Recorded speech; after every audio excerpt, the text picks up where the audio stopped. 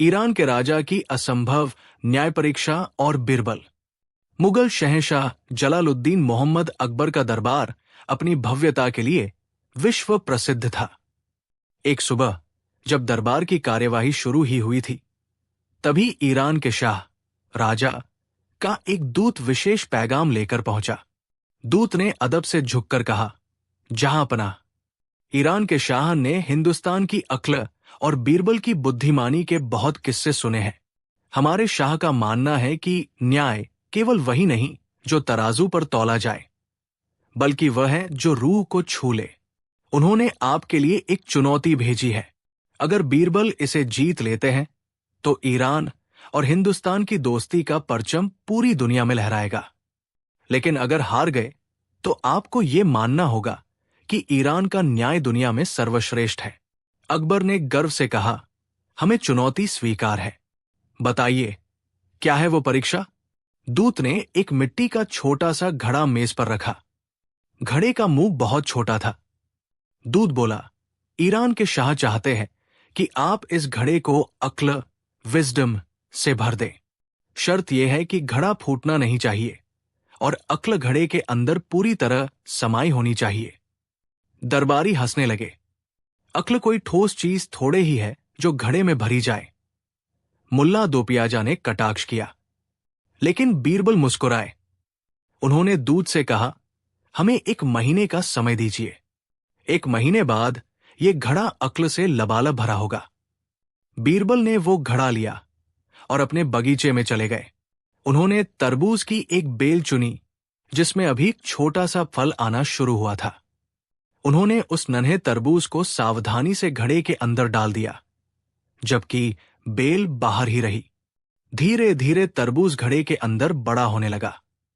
1 महीने बाद तरबूज ने घड़े का पूरा आकार ले लिया और अंदर पूरी तरह फंस गया। बीरबल दरबार पहुंचे और दूत को घड़ा सौंपते हुए बोले, लीजिए, इसमें अक्ल भरी है। अपने शाह से कहिएगा कि वे इस अक्ल को बाहर निकाल ले। लेकिन ध्यान रहे, न तो घड़ा फूटना चाहिए और न ही अक्ल, तरबूज को नुकसान पहुंचना चाहिए। दूत सन्न रह गया। वो समझ गया कि बीरबल ने असंभव को संभव कर दिया है। ये पहली जीत थी। ईरान के शाह खुद को और भी बड़ा बुद्धिमान मानते थे। उन्होंने अगली परीक्षा के लिए एक जटिल मामला भेजा। दूत ने एक कहानी सुनाई। एक नगर में 2 पड़ोसी थे। एक अमीर था, एक गरीब। अमीर ने दावा किया कि गरीब ने उसके सपनों की शांति चुराई है। अमीर का कहना था कि जब से गरीब ने अमीर के घर के सामने मधुर बांसुरी बजानी शुरू की है, अमीर को सपने में सिर्फ संगीत सुनाई देता है और वो अपनी तिजोरी के बारे में नहीं सोच पाता। शाह चाहते हैं कि बीरबल इस अदृश्य चोरी का ऐसा न्याय करे कि अमीर को हर्जाना मिले और गरीब को सजा भी न हो। यह सुनकर अकबर का सिर चकरा गया। ये कैसा मामला है? सपने में चोरी? बीरबल ने दरबार के बीचों बीच एक बड़ा शीशा, मिरर, मंगवाया। उन्होंने अमीर पड़ोसी को बुलाया और उसके सामने सोने की 1000 मोहरों की एक थैली रख दी। बीरबल ने कहा, सेठ जी, आप इस शीशे में दिख रही मोहरों की परछाई को देख रहे हैं? जिस तरह गरीब का संगीत आपके सपने परछाई जैसी चीज में खलल डाल रहा था, उसी तरह आपका हर्जाना भी इस शीशे के अंदर की परछाई ही है। आप इन मोहरों की परछाई को अपनी तिजोरी में रख लीजिए। न्याय बराबर हो गया। अमीर आदमी शर्मिंदा हो गया और उसने अपना झूठा केस वापस ले लिया। दूत ने ईरान जाकर जब यह बताया तो शाह हैरान रह गए। अब ईरान के शाह ने खुद भारत आने का फैसला किया।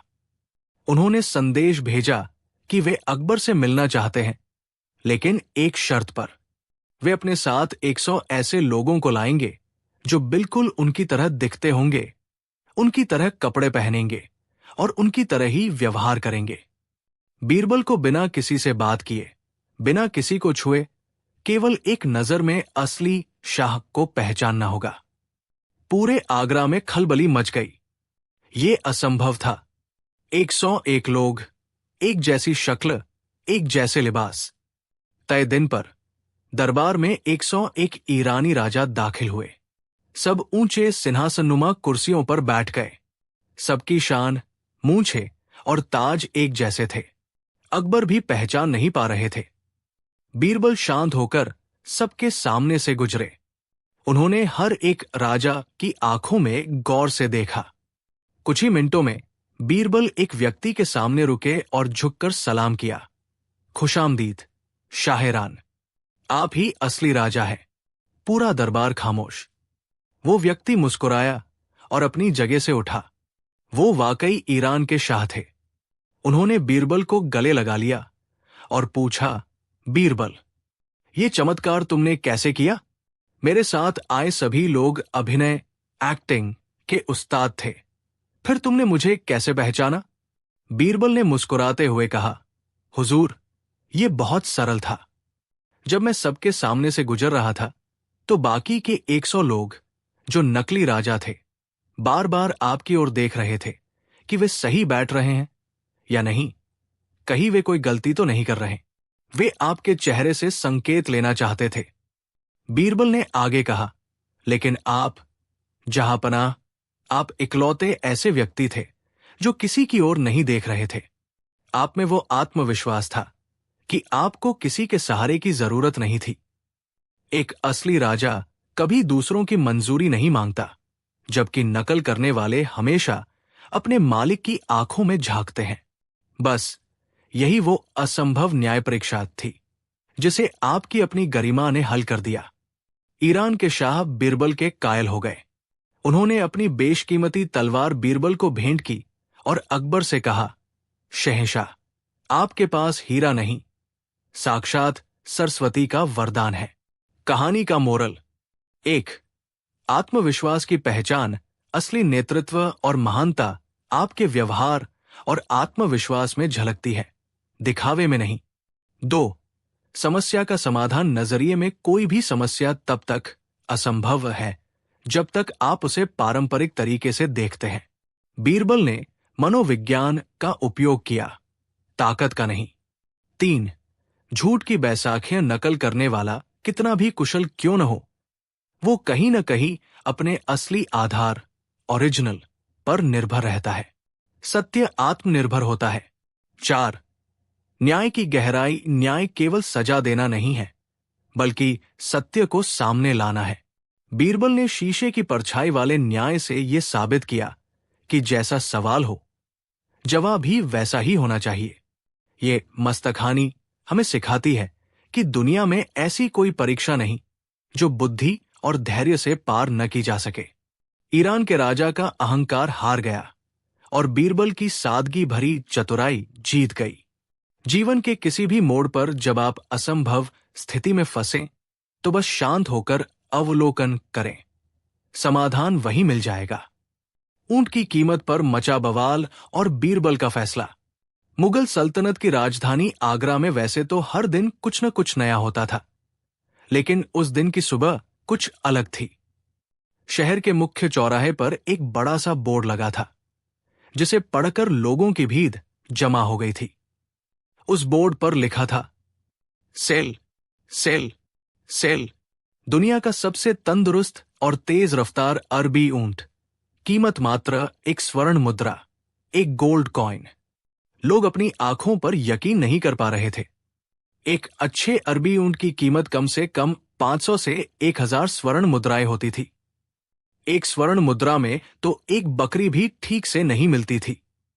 इस विज्ञापन के पीछे शहर का सबसे कंजूस और शातिर व्यापारी सेठ करोड़ीमल था।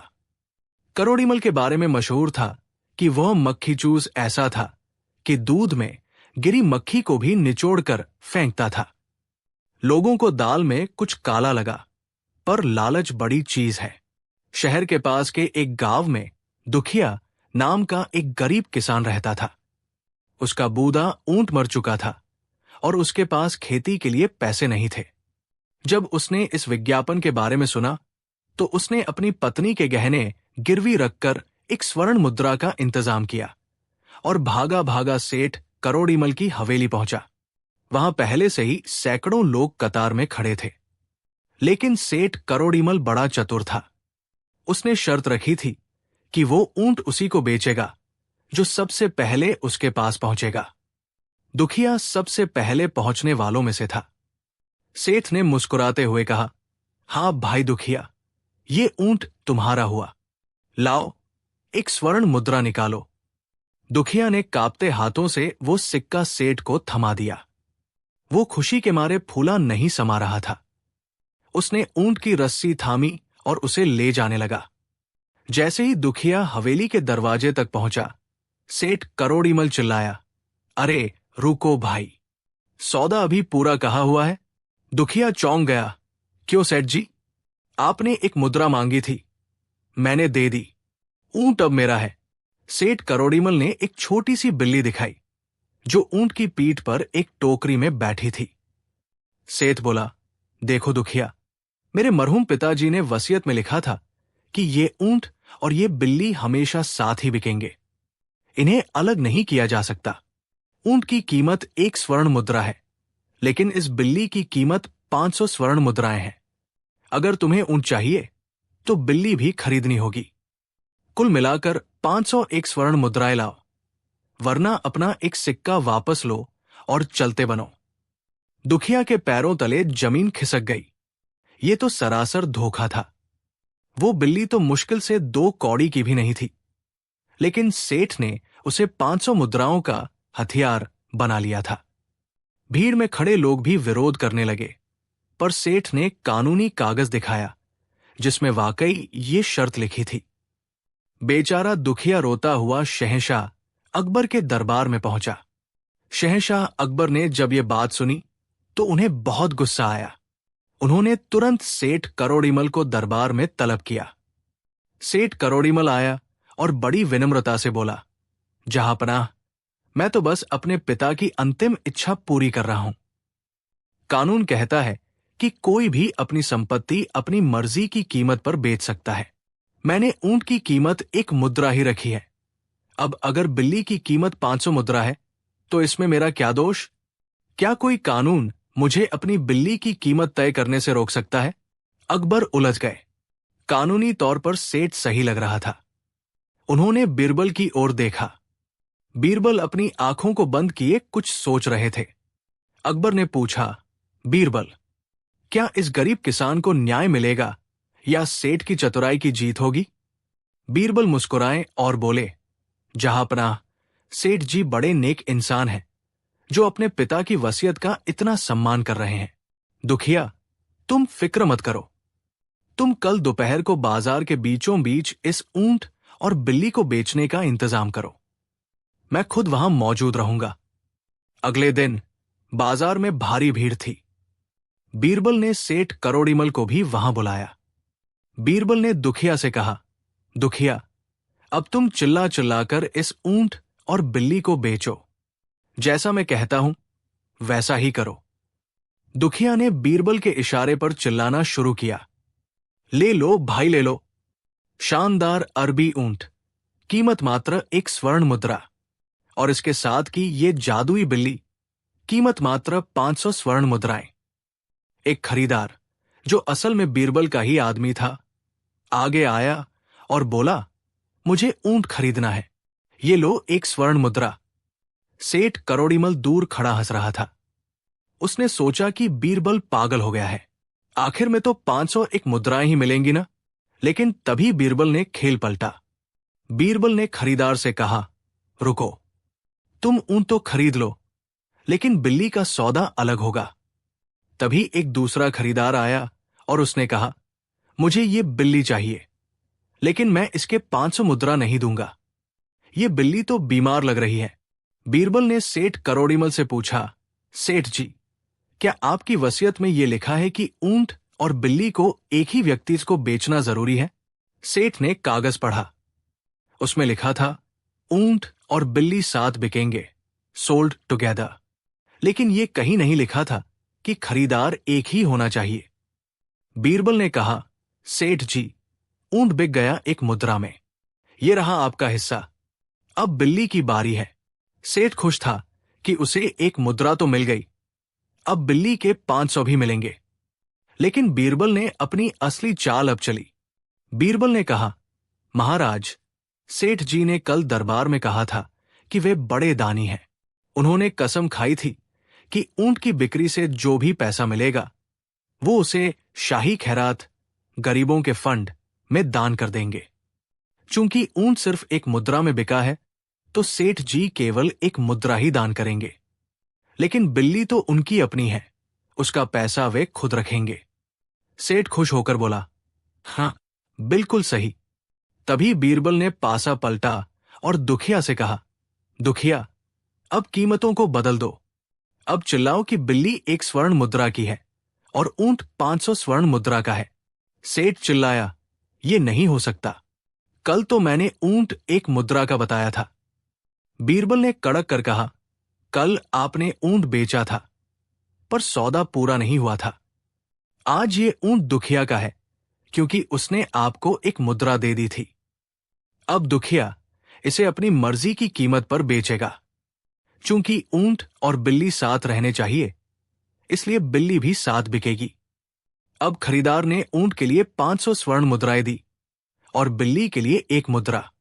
बीरबल ने सेठ की ओर देखा और कहा, सेठ जी, वसीयत के मुताबिक ऊंट और बिल्ली साथ बिक गए। ऊंट की कीमत 500 मुद्रा कानून के मुताबिक दुखिया को मिलेगी, क्योंकि वो अब उसका मालिक है, और बिल्ली की कीमत 1 मुद्रा आपको मिलेगी। और हां, चूंकि आपने कहा था कि ऊंट की कीमत दान करेंगे, तो दुखिया को ये 500 मुद्राएं दान करने की जरूरत नहीं है, क्योंकि दान का वादा आपने किया था, दुखिया ने नहीं। सेठ करोड़ीमल का मुंह खुला का खुला रह गया। उसकी अपनी ही चाल उस पर भारी पड़ गई। उसने सोचा था कि वह 1 मुद्रा दिखाकर 500 कमा लेगा, लेकिन बीरबल ने ऐसी स्थिति पैदा कर दी कि उसे सिर्फ 1 मुद्रा मिली और दुखिया को 500 मिल गई। शहंशाह अकबर ये देखकर अपनी हंसी नहीं रोक पाए। उन्होंने सेठ पर भारी जुर्माना लगाया, क्योंकि उसने एक गरीब किसान को ठगने की कोशिश की थी। वो 500 मुद्राएं दुखिया को दी गई ताकि वो अपनी खेती बढ़ा सके। कहानी का मोरल: 1. जैसी करनी वैसी भरनी जो दूसरों के लिए जाल बुनता है, वो अक्सर खुद ही उसमें फंस जाता है। सेठ ने बिल्ली का सहारा लेकर ठगी करनी चाहिए। बीरबल ने उसी बिल्ली को उसकी हार का कारण बना दिया। 2. चतुराई का सही इस्तेमाल बुद्धि का उपयोग किसी को नीचा दिखाने या ठगने के लिए नहीं, बल्कि न्याय स्थापित करने के लिए होना चाहिए। 3. लालच बुरी बला है। अगर सेठ लालच न करता और ऊंट को उसकी सही कीमत पर बेचता, तो उसे अपमानित नहीं होना पड़ता। 4. कानून की रूह, स्पिरिट ऑफ लॉ बीरबल ने सिखाया कि कानून के शब्दों से ज्यादा महत्वपूर्ण वो नियत है जिसके साथ सौदा किया गया है। ये मस्तकहानी हमें बताती है कि दुनिया में कितने ही शातिर करोड़ीमल क्यों न हो, अगर आपके पास धैर्य और बीरबल जैसी सोच है, तो आप हर बवाल का हल निकाल सकते हैं। न्याय कभी भी कागजों का गुलाम नहीं होता, वो सत्य और विवेक की कसौटी पर ही खरा उतरता है। जब बीरबल ने कानून से पहले बुद्धि को चुना, लेकिन कभी कभी कुछ लोग कानून की इन्हीं बारीकियों का फायदा उठाकर दूसरों का शोषण करते थे। आगरा में एक बड़ा सेठ रहता था, सेठ हीरालाल। वो जितना धनवान था, उतना ही पत्थर दिल। उसी शहर में माधव नाम का एक गरीब मुनीम था। माधव को अपनी बीमार मां के इलाज के लिए 1000 स्वर्ण मुद्राओं की सख्त जरूरत थी। वो सेठ हीरालाल के पास गया। सेठ ने एक बहुत ही अजीब और डरावनी शर्त रखी। उसने एक कागज पर लिखवाया, मैं माधव को 1000 स्वर्ण मुद्राएं दे रहा हूं। यदि माधव 3 महीने के भीतर ये ऋण नहीं चुका पाया, तो दंड स्वरूप सेठ हीरालाल को ये अधिकार होगा कि वो माधव के शरीर से ठीक आधा किलो 500 ग्राम मांस काट सके। माधव इस पर अपनी सहमति देता है। मजबूरी में माधव ने अंगूठा लगा दिया। उसे लगा कि वो मेहनत करके पैसे चुका देगा। माधव ने दिन रात एक कर दिया, लेकिन बदकिस्मती से उस साल अकाल पड़ गया और माधव का सारा काम ठप हो गया। 3 महीने बीत गए और माधव केवल 800 मुद्राएं ही जमा कर पाया। वो रोता हुआ सेठ के पास गया और बोला, सेठ जी, ये 800 मुद्राएं रख लीजिए, बाकी 200 मैं अगले महीने दे दूंगा। मुझ पर दया करें। लेकिन सेठ हीरालाल की नीयत खराब थी। वो माधव की ईमानदारी से जलता था और उसे बर्बाद करना चाहता था। उसने कहा, नहीं, कानून और अनुबंध सर्वोपरि है। तुमने समय सीमा पार कर दी है। अब मुझे पैसे नहीं, तुम्हारे शरीर का मांस चाहिए। पूरे आगरा में ये खबर फैल गई। लोग कांप उठे। मामला शहंशाह अकबर के दरबार में पहुंचा। अकबर ने जब वो अनुबंध पढ़ा तो वे क्रोध से लाल हो गए। उन्होंने कहा, सेठ, ये कैसी अमानवीय शर्त है? क्या तुम इंसान हो या दरिंदे? सेठ हीरालाल ने बड़ी ढिठाई से कहा, जहांपनाह, कानून अंधा होता है। माधव ने स्वेच्छा से इस पर हस्ताक्षर किए हैं। यदि आज इस अनुबंध को तोड़ा गया तो भविष्य में कोई भी व्यापारी किसी पर भरोसा नहीं करेगा और राज्य की कानूनी व्यवस्था चरमरा जाएगी। मुझे न्याय चाहिए। अकबर के मुख्य काजी, न्यायाधीश, ने भी सिर झुका लिया। काजी बोले, जहांपनाह, कानून के हिसाब से सेठ सही है, अनुबंध वैध है और हम इसे रद्द नहीं कर सकते, अन्यथा कानून की गरिमा गिर जाएगी। अकबर बड़े धर्म संकट में थे। वे एक बेगुनाह को मरते नहीं देख सकते थे, पर कानून के रक्षक होने के नाते वे अनुबंध को नकार भी नहीं सकते थे। उन्होंने बीरबल की ओर देखा, जो अब तक खामोश खड़े थे। बीरबल आगे आए और बोले, जहांपनाह, सेठ हीरालाल बिल्कुल सही कह रहे हैं। कानून सर्वोपरि है और अनुबंध का पालन अक्षरशः, वर्ड टू वर्ड, होना चाहिए। माधव फूट फूट कर रोने लगा। उसे लगा कि उसके सबसे बड़े रक्षक बीरबल ने भी उसका साथ छोड़ दिया। अकबर भी हैरान थे। बीरबल ने सेठ से कहा, सेठ जी, आप अपनी छुरी तैयार कीजिए। दरबार आपको माधव के शरीर से आधा किलो मांस काटने की अनुमति देता है। सेठ हीरालाल की आंखों में क्रूर खुशी चमक उठी। उसने अपनी तेज छुरी निकाली और जैसे ही वो माधव की ओर बढ़ा, बीरबल की कड़क आवाज गूंजी, ठहरिए सेठ जी। बीरबल ने हाथ में वही अनुबंध लिया और ऊंची आवाज में पढ़ा, इस कागज पर लिखा है कि आप माधव के शरीर से ठीक आधा किलो मांस काट सकते हैं।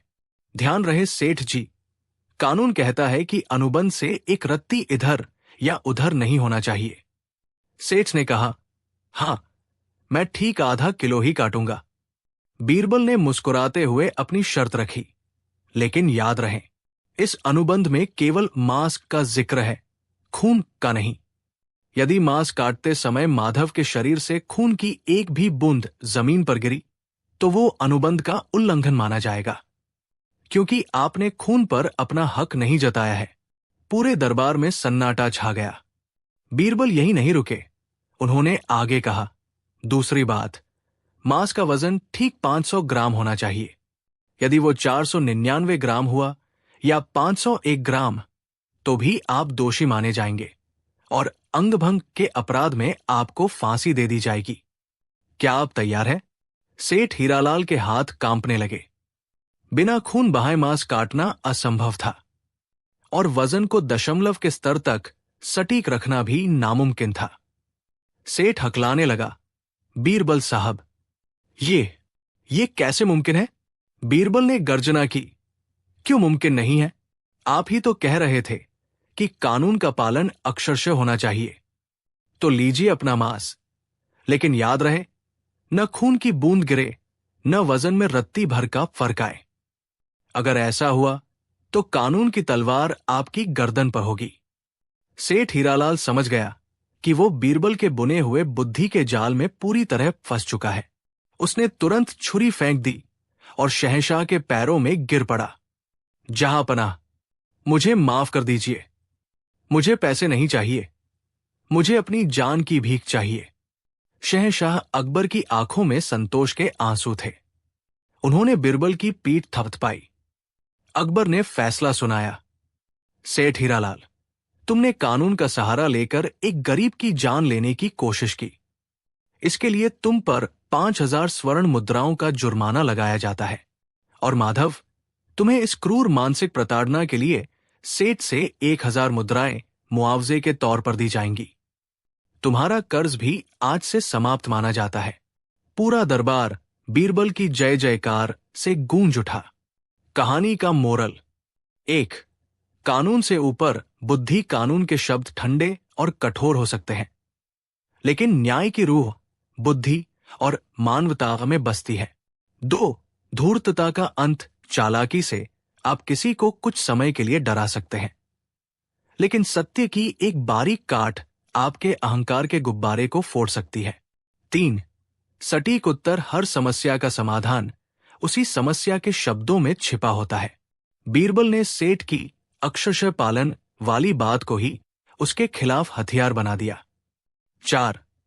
धैर्य न खोए। माधव की तरह संकट में घबराने के बजाय न्याय पर भरोसा रखना चाहिए। बुद्धिमान व्यक्ति हमेशा कमजोर का साथ देने का रास्ता निकाल ही लेता है। ये मस्तकहानी हमें सिखाती है कि हम अक्सर लकीर के फकीर बन जाते हैं, जबकि असल न्याय वो है जो इंसानियत को बचाए रखे। बीरबल ने दिखाया कि जब कानून की स्याही सूख जाती है, तब विवेक की कलम से न्याय लिखा जाता है। 3 महाझूठ और न्याय की कसौटी। बहुत समय पहले की बात है। अजबपुर नाम का एक राज्य था। वहां के राजा का नाम था राजा विचित्र सिंह। जैसा नाम वैसा ही काम। राजा को अनोखी चीजों का बड़ा शौक था। एक दिन राजा के मन में एक शरारत सूझी। उन्होंने पूरे राज्य में ढिंढोरा पिटवा दिया। जो भी व्यक्ति दरबार में आकर सबसे बड़ा और सबसे मजेदार सफेद झूठ सुनाएगा, उसे 1000 सोने की अशर्फियां इनाम में दी जाएंगी। लेकिन शर्त यह है कि वो झूठ इतना सच्चा लगना चाहिए कि सुनने वाले का दिमाग चकरा जाए, पर वो उसे झुठला न सके। पुरस्कार की राशि सुनकर दूर दूर से लोग आए। छंटते छंटते अंत में 3 महारथी बचे। ये तीनों अपने आप में झूठ के शहंशाह थे। इनके नाम थे लल्लू लाल, गप्पू सेठ और चतुरचंद। दरबार सजा हुआ था। राजा अपने सिंहासन पर विराजमान थे। न्याय की कुर्सी पर राज्य के सबसे बुद्धिमान मंत्री बीरबल दास बैठे थे। फैसला उन्हीं को करना था कि किसका झूठ सबसे लाजवाब है। लल्लू लाल आगे आया और हाथ जोड़कर बोला, महाराज, मेरे दादाजी के जमाने में हमारे पास एक ऐसा खेत था जहां मिट्टी नहीं सोना बरसता था। एक बार हमने वहां कद्दू का बीज बोया। महाराज, यकीन मानिए, वो कद्दू इतना बढ़ा कि 7 दिनों के भीतर वो बादलों को छूने लगा। दरबारी हंसने लगे। राजा ने मुस्कुराते हुए कहा, फिर क्या हुआ लल्लू? लल्लू बोला, महाराज, कद्दू इतना विशाल हो गया कि उसमें एक पूरा गांव बस गया। कद्दू के अंदर गलियां थी, बाजार थे और स्कूल भी थे। एक दिन मुझे कद्दू के ऊपरी हिस्से पर जाना था। मैंने सीढ़ी लगाई, लेकिन सीढ़ी छोटी पड़ गई। फिर मैंने एक चील की पीठ पर बैठकर चढ़ाई की। जब मैं ऊपर पहुंचा तो देखा कि वहां के लोग बादलों को पकड़कर अपनी चाय बना रहे थे, क्योंकि वहां ईंधन की जरूरत ही नहीं थी। बादल खुद ही गर्मी छोड़ते थे। लल्लू ने आगे कहा, अंत में जब उस कद्दू को काटा गया तो उसके बीजों से इतने बड़े बड़े जहाज बने कि आज भी हमारे देश की नौसेना उन्हीं बीजों पर तैर रही है। राजा ने मंत्री की ओर देखा। मंत्री बोले, झूठ तो अच्छा है, पर अभी और सुनना बाकी है। अब बारी थी गप्पू सेठ की। गप्पू सेठ ने अपनी मूंछों को ताव दिया और बोला, महाराज, ये कद्दू वद्दू तो कुछ भी नहीं है। असली करामात तो मेरे खानदान की है। मेरे परदादा आसमानी दर्जी थे। राजा ने उत्सुकता से पूछा, आसमानी दर्जी, वो क्या होता है?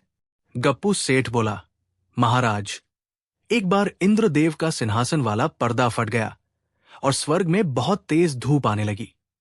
स्वर्ग के सभी देवता परेशान हो गए। तब मेरे परदादा को बुलाया गया। उन्होंने बिजली की कड़क को सुई बनाया और इंद्रधनुष को धागा। उन्होंने 7 रंगों के उस धागे से पूरे आसमान की सिलाई कर दी। गप्पू ने आगे मिर्च मसाला लगाते हुए कहा, एक बार तो रात के समय आसमान का एक कोना थोड़ा उधड़ गया था, जिससे तारे नीचे गिरने लगे थे। मेरे परदादा ने रात भर जागकर अंधेरे के धागे से उसे ऐसा सिला कि आज तक एक भी तारा नीचे नहीं गिरा। और महाराज, जब सूरज को ज्यादा गर्मी लगती है तो वो मेरे परदादा के पास आकर अपनी किरणों की छंटाई करवाता है ताकि धरती के लोग झुलस न जाएं। पूरी सभा सन्न रह गई। गप्पू सेठ ने बड़ी मासूमियत से कहा, अगर आपको यकीन न हो महाराज, तो आज भी आसमान की तरफ देख लीजिए, आपको कहीं भी जोड़ नहीं दिखेगा। इतनी सफाई से सिलाई की थी उन्होंने। अंत में चतुर चंद आगे आया। उसके हाथ में एक पुराना पीला पड़ चुका कागज था। उसने कोई लंबी कहानी नहीं सुनाई, बल्कि सीधा राजा के पास जाकर खड़ा हो गया। चतुर चंद बोला, महाराज, मेरे पूर्वज बहुत बड़े दानी थे। इतने दानी कि उन्होंने एक बार एक शेर को घास खाना सिखा दिया था ताकि वो जंगल के जानवरों को न मारे। वो शेर आज भी हिमालय की कंदराओं में बैठकर भजन गाता है। राजा ने हंसते हुए कहा, ये तो साधारण झूठ है चतुरचंद, कुछ मसालेदार सुनाओ। चतुरचंद की आंखों में चमक आई। उसने वो पीला कागज राजा की ओर बढ़ाया और बोला, महाराज, असल बात तो इस कागज में लिखी है। मेरे परदादा ने आपके परदादा को मुसीबत के समय 1,00,000 सोने की अशर्फियां उधार दी थी। ये वही रसीद है। इसमें लिखा है कि जब आपका पोता यानी आप राजा बनेगा, तब वो मेरे पोते यानी मुझे ये कर्ज ब्याज सहित लौटाएगा। दरबार में सन्नाटा छा गया। राजा का चेहरा उतर गया। चतुरचंद ने बड़े प्यार से कहा, महाराज, अब फैसला आपके हाथ में है।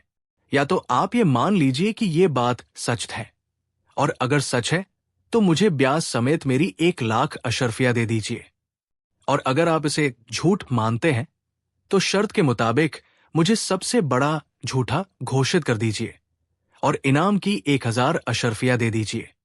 राजा विचित्र सिंह धर्म संकट में पड़ गए। मंत्री बीरबल दास खिलखिलाकर हंस पड़े। अगर राजा कहते कि चतुरचंद सच बोल रहा है तो राजा को राजकोष से 1,00,000 अशर्फिया देनी पड़ती, जो कि बहुत बड़ी रकम थी। अगर राजा कहते कि ये झूठ है तो चतुरचंद प्रतियोगिता जीत जाता और उसे इनाम की 1,000 अशर्फिया देनी पड़ती। मंत्री ने खड़े होकर घोषणा की, महाराज, लल्लू लाल का झूठ असंभव था, गप्पू सेठ का झूठ काल्पनिक था, लेकिन चतुरचंद का झूठ रणनीतिक था। उसने झूठ को इस तरह पेश किया कि जीत हर हाल में उसी की हो। राजा विचित्र सिंह चतुरचंद की बुद्धिमानी से बहुत प्रसन्न हुए। उन्होंने कहा, चतुरचंद, तुमने मुझे अपनी ही शर्त में फंसा लिया। तुम्हारा झूठ सबसे चटपटा और दिमाग हिलाने वाला है। राजा ने चतुरचंद को 1,000 अशर्फिया इनाम में दी और उसकी चतुराई के लिए उसे अपने दरबार में सलाहकार नियुक्त कर लिया। बाकी दोनों को भी उनकी कल्पनाशीलता के लिए सांत्वना पुरस्कार दिया गया। कहानी का मोरल: 1. बुद्धि बल ही श्रेष्ठ है, कोरी कल्पना झूठ से बेहतर वो चतुराई है जो आपको विषम परिस्थितियों में जीत दिला सके। 2. शब्दों का खेल अक्सर जीत इस बात पर निर्भर नहीं करती कि आप क्या कह रहे हैं, बल्कि इस पर निर्भर करती है कि आप उसे कैसे कह रहे हैं। 3. संकट में विवेक: जब आप किसी समस्या में फंसे तो अपनी बुद्धि का उपयोग कर उसे अपने पक्ष में मोड़ने की कोशिश करें, जैसे चतुरचंद ने किया। जिंदगी में केवल चिल्लाने से या लंबी चौड़ी बातें फेंकने से काम नहीं चलता। सही समय पर सही चाल चलना ही असली बुद्धिमानी है। चतुरचंद ने साबित कर दिया कि एक स्मार्ट झूठ 1,000 हवाई झूठों पर भारी पड़ता है। दरबार की ईर्ष्या और एक अनोखी चुनौती। मुगल सल्तनत के दरबार में जहां एक ओर बीरबल की वाहवाही होती थी, वहीं दूसरी ओर कुछ दरबारी ऐसे भी थे जो बीरबल की सफलता से जलते थे। इनमें प्रमुख थे मुल्ला दो प्याजा। एक दिन दरबार लगा हुआ था, ठंडी हवाएं चल रही थी और बादशाह अकबर अच्छे मूड में थे। अचानक मुल्ला दो प्याजा ने अपनी ईर्ष्या को शब्दों का रूप देते हुए कहा, जहां पनाह, बीरबल निस्संदेह चतुर है, लेकिन मुझे लगता है कि उनका सारा प्रभाव केवल आपकी कृपा पर टिका है। क्या बीरबल किसी ऐसी चीज को कीमती बना सकते हैं जिसका कोई मोल ही न हो? मिसाल के तौर पर, क्या वे सड़क पर पड़े एक मामूली पत्थर को भी सोने के भाव बेच सकते हैं? अकबर को ये चुनौती पसंद आई। उन्होंने बीरबल की ओर देखा और मुस्कुराते हुए पूछा, बीरबल, क्या तुम सच में ऐसा कर सकते हो? क्या तुम किसी रद्दी या बेकार चीज को एक ऊंचे दाम पर बेच सकते हो? बीरबल ने शालीनता से सिर झुकाया और कहा, आलमपना, दुनिया में कोई भी चीज बेकार नहीं होती, बस उसे देखने वाली नजर चाहिए और उसे पेश करने का तरीका। अगर आप आज्ञा दें तो मैं एक मामूली पत्थर को 1 करोड़ स्वर्ण मुद्राओं, 1 करोड़ रुपए के बराबर में बेचकर दिखा सकता हूं। पूरा दरबार ठहाकों से गूंज उठा। 1 करोड़! उस समय ये एक विशाल राशि थी। अकबर ने चुनौती स्वीकार कर ली और बीरबल को 1 महीने का समय दिया। बीरबल अगले दिन महल से बाहर निकले और यमुना के किनारे टहलने लगे। वहां उन्होंने एक अजीब से आकार का काला और खुरदरा पत्थर उठाया। यह पत्थर दिखने में बिल्कुल साधारण और बेकार था। कोई भी उसे देखता तो पैर से ठोकर मारकर आगे बढ़ जाता। बीरबल ने उस पत्थर को उठाया और घर ले आए। उन्होंने अपने विश्वस्त सेवकों को बुलाया और कहा, इस पत्थर को गंगा जल से धो, इसे मखमल के कपड़े पर रखो और इसके लिए एक शानदार चंदन की लकड़ी का संदूक बनवाओ। बीरबल ने अगले 10 दिनों तक खुद को घर में बंद कर लिया। शहर में अफवाह फैल गई कि बीरबल को किसी बहुत बड़े सूफी संत ने एक चमत्कारी वस्तु भेंट की है जो उनकी किस्मत बदल सकती है। बीरबल ने खुद कुछ नहीं कहा, लेकिन उनके नौकरों ने शहर के बाजार में ये बात फैला दी कि बीरबल जी के पास एक ऐसा नूरानी पत्थर आया है जिसके दर्शन मात्र से दरिद्रता दूर हो जाती है। बीरबल जानते थे कि किसी भी चीज की कीमत उसकी उपयोगिता से नहीं, बल्कि उसकी दुर्लभता, स्कैर्सिटी और प्रतिष्ठा, प्रेस्टीज से तय होती है। उन्होंने दिल्ली के सबसे बड़े जौहरियों और विद्वानों को अपने घर न्योता दिया। जब वे आए तो बीरबल ने एक गहरे अंधेरे कमरे में केवल एक दिए की रोशनी में वो संदूक खोला। संदूक के भीतर रेशमी मखमल पर वो पत्थर चमक रहा था। असल में बीरबल ने उस पर थोड़ा इत्र और कीमती तेल लगा दिया था ताकि वो चमक उठे। बीरबल ने धीमी आवाज में कहा, सावधान, ये कोई साधारण पत्थर नहीं है, ये तिलिस्मी खुदा है। इसे सदियों पहले एक महान योगी ने हिमालय की गुफाओं में सिद्ध किया था। इसकी सबसे बड़ी खूबी यह है कि ये केवल उसी व्यक्ति को अपनी असली चमक दिखाता है जो पूरी तरह से बुद्धिमान हो और जिसका दिल साफ हो। जो व्यक्ति अपने माता पिता का अनादर करता है या जो मूर्ख है, उसे ये केवल एक मामूली काला पत्थर ही नजर आएगा। विद्वानों और जौहरियों ने एक दूसरे की ओर देखा। अब कोई ये कैसे कह सकता था कि उसे पत्थर सामान्य लग रहा है? अगर वे ऐसा कहते तो इसका मतलब होता कि वे मूर्ख है या पापी। सबने एक सुर में कहा, अद्भुत, क्या दिव्य चमक है, हमने ऐसा पत्थर आज तक नहीं देखा। ये खबर धीरे धीरे अकबर के कानों तक पहुंची।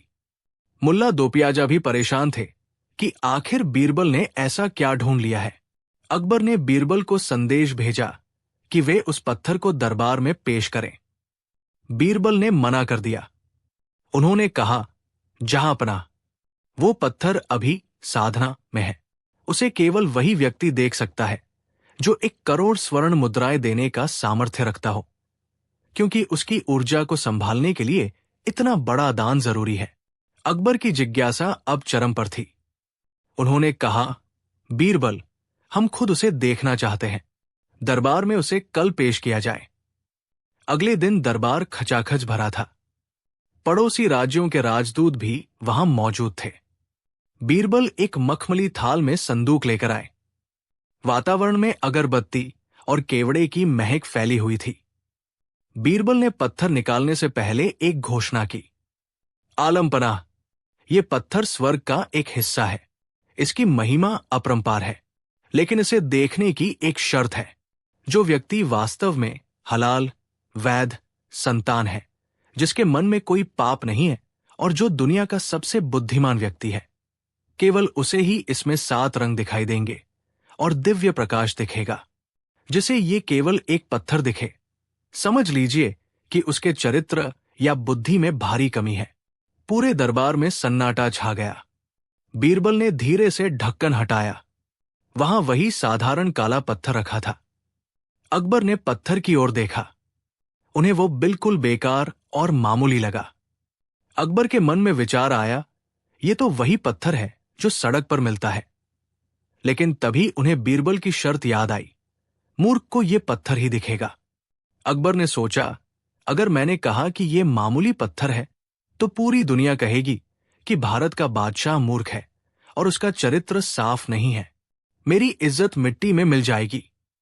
अकबर तुरंत अपनी गद्दी से खड़े हुए और पत्थर के सामने सिर झुका दिया।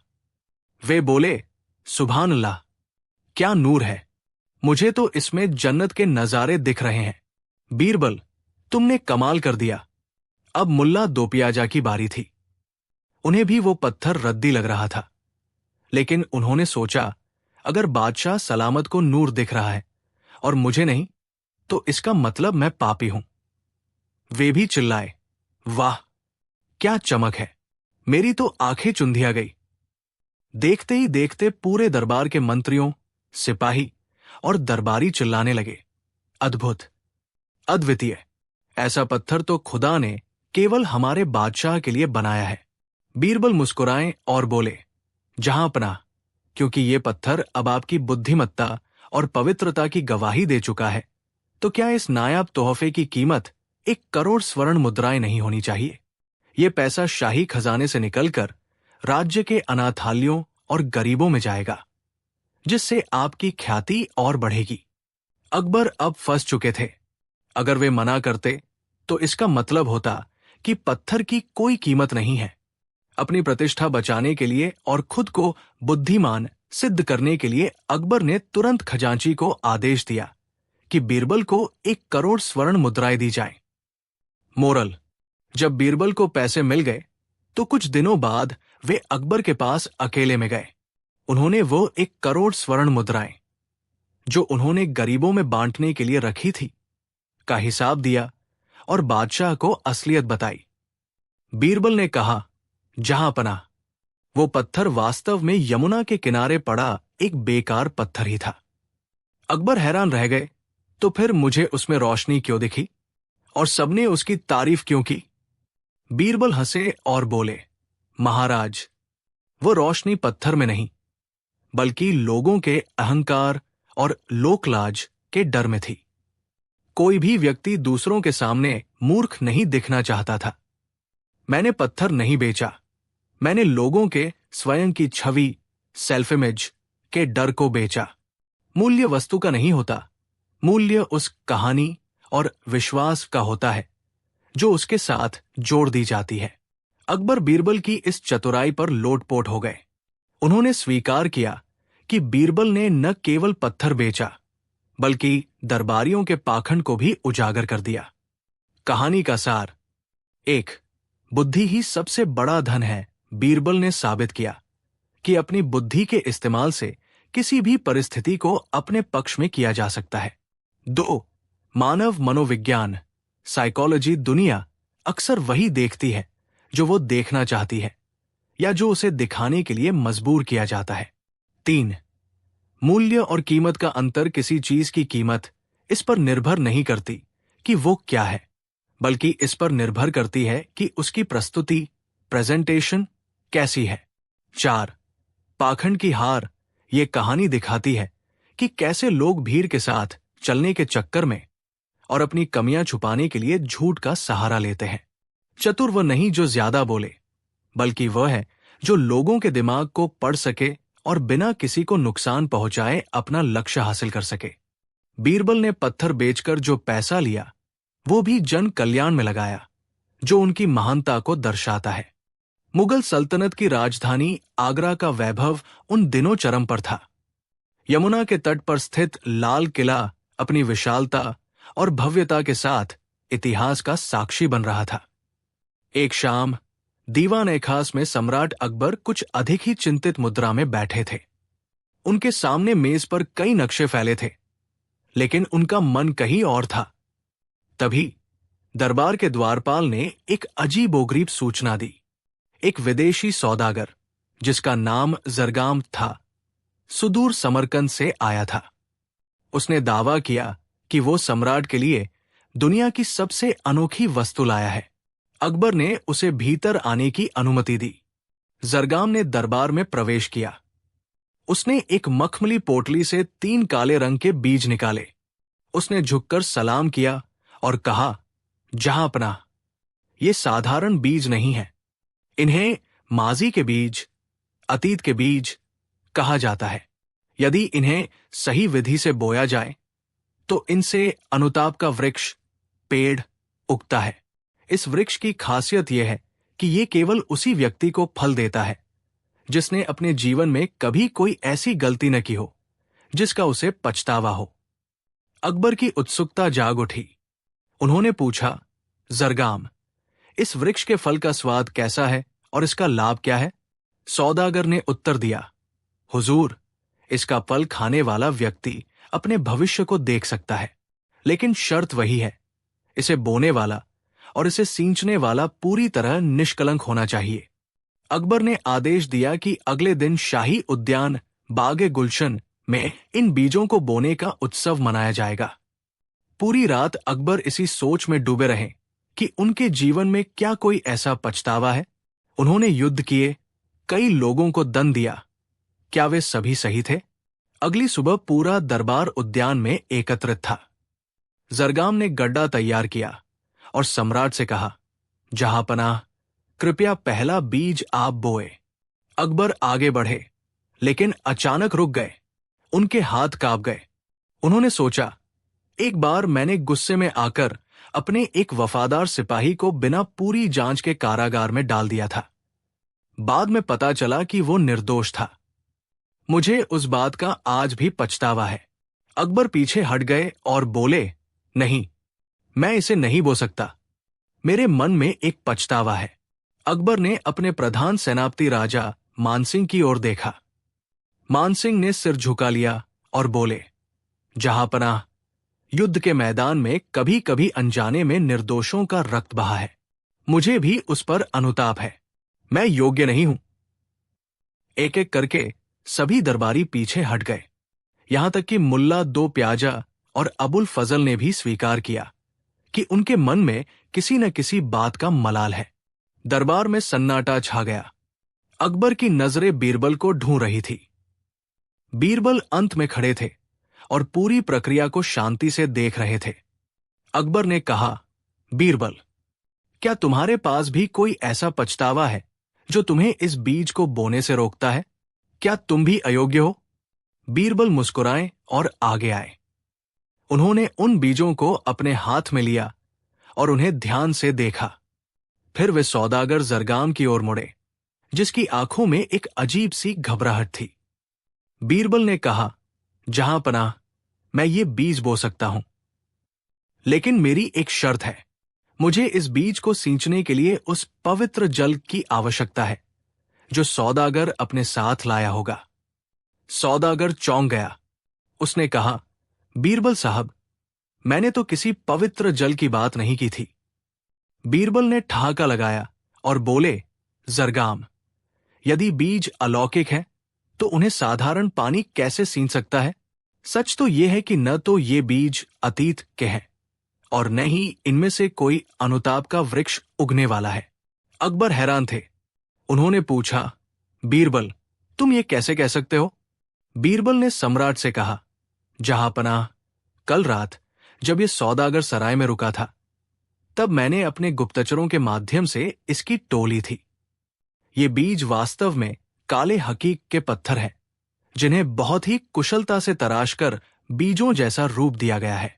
पत्थर कभी उगते नहीं हैं, हुजूर। बीरबल ने सौदागर की ओर इशारा करते हुए कहा, इसने पछतावे की शर्त इसलिए रखी थी क्योंकि इसे पता था कि संसार में कोई भी ऐसा व्यक्ति नहीं है जिसके मन में अपनी किसी पुरानी भूल का मलाल न हो। इसने सोचा था कि कोई भी बीज बोने की हिम्मत नहीं करेगा और यह सम्राट से भारी इनाम लेकर चंपत हो जाएगा। सौदागर जरगाम सम्राट के पैरों में गिर पड़ा। उसने स्वीकार किया कि उसने केवल धन के लालच में ये प्रपंच रचा था।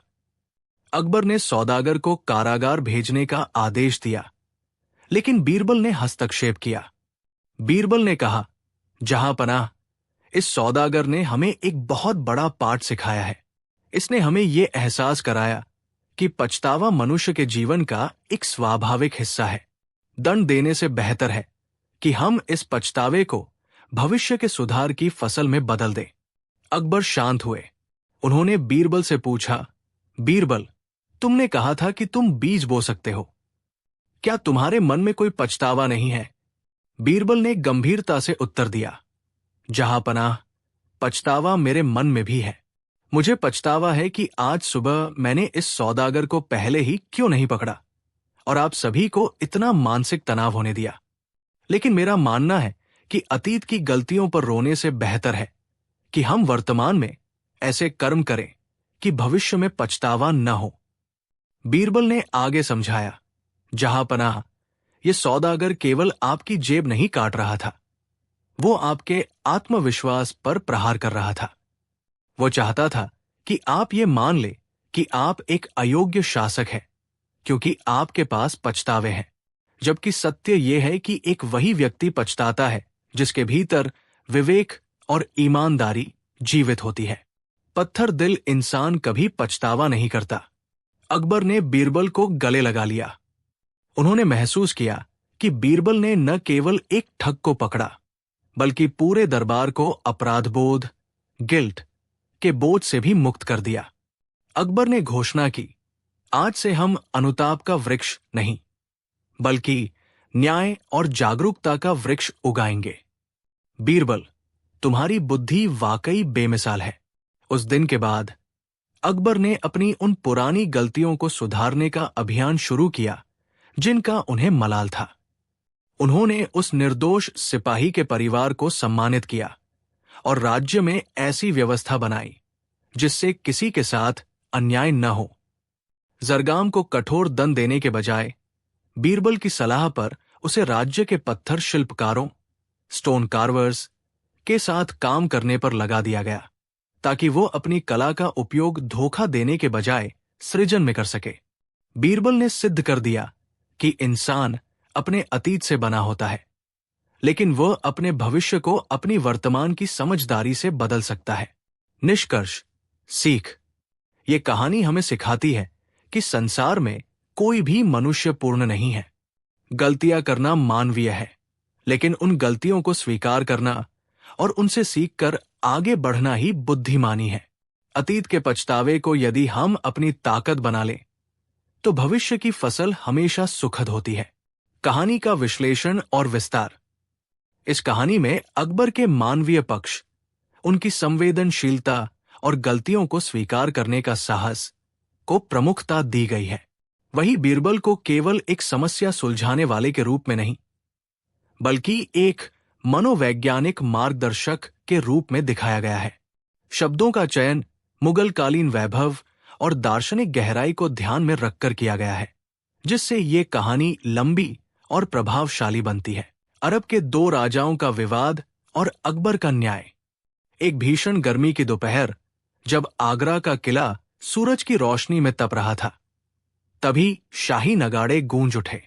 सूचना मिली कि अरब के दो सुल्तान, सुल्तान अब्दुल्ला और सुल्तान मंसूर, एक बहुत बड़े विवाद को लेकर शहंशाह की पनाह में आए हैं। अकबर ने तुरंत दरबार सजाने का आदेश दिया। दोनों सुल्तान अपने साथ एक विशाल काफिला, ऊंट और बेशुमार दौलत लेकर आए थे, लेकिन उनके चेहरों पर नफरत की लकीरें साफ दिख रही थी। सलाम और औपचारिकताओं के बाद सुल्तान अब्दुल्ला ने अपनी बात रखी। जहांपनाह, हम दोनों भाई जैसे मित्र थे, लेकिन एक चीज ने हमारी दोस्ती में आग लगा दी है, वो है नूर-ए हरा। अकबर ने उत्सुकता से पूछा, ये नूर-ए हरा क्या है? कोई हीरा या कोई जादुई चिराग? सुल्तान मंसूर आगे बढ़कर बोला, नहीं जहांपनाह, वो दुनिया का सबसे शानदार सफेद अरबी घोड़ा है। उसकी रफ्तार हवा जैसी है और समझदारी इंसानों जैसी। वो हमारे मरहूम बुजुर्ग, पूर्वज की विरासत है। वे कह गए थे कि ये घोड़ा उसी का होगा जो इसकी सबसे अच्छी देखभाल करेगा और जिसे ये घोड़ा अपना असली मालिक मानेगा। अब्दुल्ला चिल्लाया, झूठ! ये घोड़ा मेरा है, ये मेरे इशारों पर नाचता है। मंसूर भी कम नहीं था, बिल्कुल नहीं। जब मैं इसके कान में फुसफुसाता हूं तो ये मीलों की दूरी मिनटों में तय कर देता है। ये मेरा है। विवाद इतना बढ़ गया था कि अरब में उनके बीच जंग छिड़ने वाली थी। इसीलिए वे अकबर के पास आए थे ताकि कोई तीसरा पक्ष निष्पक्ष फैसला कर सके। अकबर ने दोनों सुल्तानों को शांत किया और कहा, कल सुबह उस घोड़े को हमारे सामने पेश किया जाए। हम खुद देखेंगे कि वह किसका है। अगले दिन मैदान में एक अद्भुत दृश्य था। नूर-ए-ज़हरा वाकई खुदा का करिश्मा था। दूध जैसा सफेद रंग, रेशमी अयाल और उसकी आंखों में गजब की चमक। अकबर ने पहले सुल्तान अब्दुल्ला को बुलाया। अब्दुल्ला ने घोड़े को सहलाया और उसे कुछ खजूर खिलाए। घोड़े ने चुपचाप खजूर खा लिए। फिर सुल्तान मंसूर आया। उसने घोड़े की गर्दन को चूमा और उसे पुकारा। घोड़ा हिनहिनाया और उसके पीछे चलने लगा। अकबर उलझ गए। घोड़ा दोनों के साथ शालीन व्यवहार कर रहा था। राजा ने कई तरीके आजमाए, दौड़ लगवाई, उसे पुकारने को कहा, लेकिन नतीजा बराबर रहा। अकबर ने सोचा, ये तो बड़ी मुसीबत है। अगर मैंने गलत फैसला दिया तो अरब के दो राज्यों के बीच दोस्ती हमेशा के लिए खत्म हो जाएगी। अकबर ने बगल में खड़े बीरबल की ओर देखा। बीरबल मुस्कुरा रहे थे। अकबर ने कहा, बीरबल, लगता है इस बार पासा तुम्हारे हाथ में है। क्या तुम बता सकते हो कि इस बेजुबान जानवर का असली मालिक कौन है? बीरबल ने शालीनता से झुककर कहा, जहां पनाह, मुझे बस एक रात का वक्त दीजिए। आज रात ये घोड़ा मेरी देखरेख में रहेगा। कल सुबह दरबार में इसका फैसला हो जाएगा। अकबर ने अनुमति दे दी।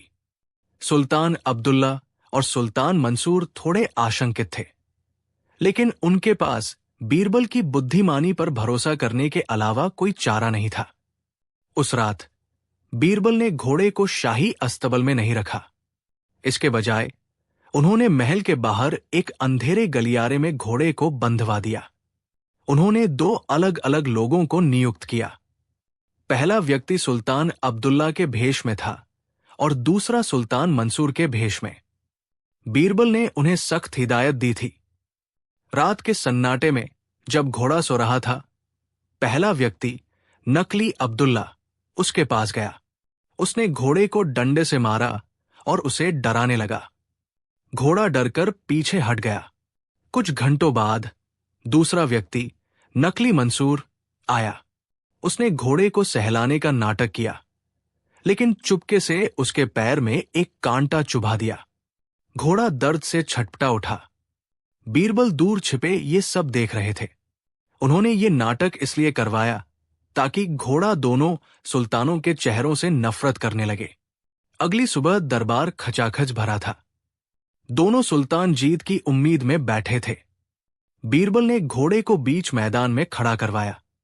बीरबल बोले, जहां पनाह, अब मैं असली मालिक की पहचान करूंगा, लेकिन उससे पहले मैं चाहता हूं कि दोनों सुल्तान बारी बारी से इस घोड़े के पास आएं, पर इस बार उन्हें इसके ऊपर सवारी नहीं करनी है, बस इसके सामने से गुजरना है। जैसे ही सुल्तान अब्दुल्ला घोड़े के पास जाने लगा, घोड़ा गुस्से में हिनहिनाया और अपने पिछले पैरों पर खड़ा हो गया। वो अब्दुल्ला को मारने दौड़ पड़ा। अब्दुल्ला डरकर पीछे हट गया। फिर सुल्तान मंसूर की बारी आई। जैसे ही वो करीब पहुंचा, घोड़े ने अपने कान पीछे कर लिए और उसे काटने की कोशिश की। मंसूर भी हैरान रह गया। दरबार में शोर मच गया। ये क्या? घोड़ा तो दोनों का दुश्मन बन गया। अकबर ने पूछा, बीरबल, ये क्या माजरा है? क्या अब ये घोड़ा किसी का नहीं रहा? बीरबल हंसे और बोले, जहां पनाह, घोड़ा बेजुबान जरूर है, पर वो धोखा नहीं देता। अब असली परीक्षा होगी। बीरबल ने सुल्तान अब्दुल्ला के एक साधारण सेवक को बुलाया जो घोड़े के साथ अरब से आया था। उसका नाम था कासिम। कासिम बूढ़ा था और घोड़े की नाल साफ करने का काम करता था। जैसे ही कासिम घोड़े के पास पहुंचा, घोड़े की आंखों में आंसू आ गए। उसने अपना सिर कासिम के कंधे पर रख दिया और उसे चाटने लगा। बीरबल ने चिल्लाकर कहा, यही है असली मालिक। सुल्तान अब्दुल्ला और मंसूर दोनों नाराज हो गए। ये कैसे मुमकिन है? कासिम तो एक नौकर है, ये विरासत हमारी है। बीरबल ने बड़े शांत भाव से कहा, सुल्तानों, आप दोनों इस घोड़े को अपनी संपत्ति, प्रॉपर्टी मानते हैं। आप इसे अपनी शान का प्रतीक समझते हैं, लेकिन कासिम इसे अपनी संतान मानता है। कल रात मैंने एक प्रयोग किया था। मैंने आप दोनों के हमशक्ल भेजकर इस घोड़े को प्रताड़ित करवाया। घोड़ा अब आप दोनों के चेहरों से नफरत करता है, क्योंकि उसे लगा कि उसके मालिकों ने उसे दर्द दिया है। बीरबल ने आगे कहा, एक राजा वही होता है जो अपनी प्रजा और अपने जानवरों का ख्याल रखे। आप दोनों तो इस विवाद में घोड़े की भावनाएं ही भूल गए। आपके बुजुर्ग ने कहा था, घोड़ा उसी का होगा जो इसकी सबसे अच्छी देखभाल करेगा। कासिम ने इसकी देखभाल की है, आपने तो बस इस पर सवारी की है। अब्दुल्ला और मंसूर को अपनी गलती का एहसास हुआ। उन्हें शर्मिंदगी महसूस हुई कि एक जानवर की वफादारी को वे अपनी ईगो, अहंकार की लड़ाई बना बैठे थे। सुल्तान अब्दुल्ला ने कासिम का हाथ पकड़ा और कहा, बीरबल ने हमारी आंखें